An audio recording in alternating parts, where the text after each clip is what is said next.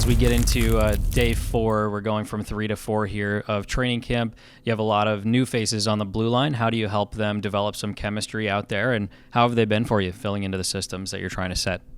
The systems part, it's a work in progress. Obviously, bringing in a bunch of new guys, learning new systems, learning new coaching staff. There's going to be a learning curve there, but just really stressing the communication on the ice. You know, a lot of these guys haven't played together on the back end before, and they're used to, usually have D partners for quite a long time, and they can read off each other. So that communication piece is big, and just stressing even when they come back to the bench to talk to one another, and then again ask questions, keep asking questions. Today was great. We had a skill session before practice, so really got to hone in on some of that D work and getting that comfortability with each other. So it was a really good day. And what have you seen from some of the returning faces?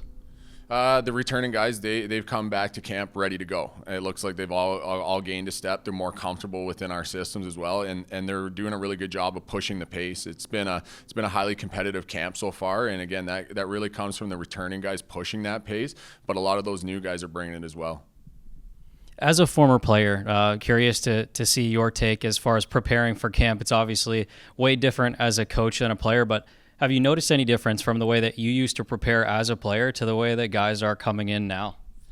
Yeah, they're totally different. As a player, you're more worried about your lungs, your legs, and taking in all that information. As a coach, you're more worried about communicating with those players and making sure they understand what you're trying to teach. Because again, a lot of the times to coaches it makes sense, but it's how do you get that message across to them?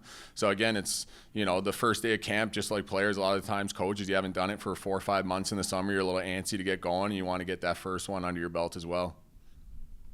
And how is it, do you think, different from when you were a player in that role, and players specifically? As you're a player, you getting ready, your body ready, maybe talking to guys, and then compared to the way that you see the interactions, is there any change between that? I don't want to say generationally, but from a few years ago to now. I think it's almost the players and the staff. There's a lot more, like I keep using the word communication. There's a lot more give and take amongst that, and players are comfortable coming to the coaching staff, and coaching staff, we really encourage that. So I think that's something that's a big difference. I think back more so when I played, you thought you had expectations, but sometimes they weren't laid out clearly. It was just kind of work hard and do your job. And I think that communication piece allows everyone to get on the same page a lot quicker.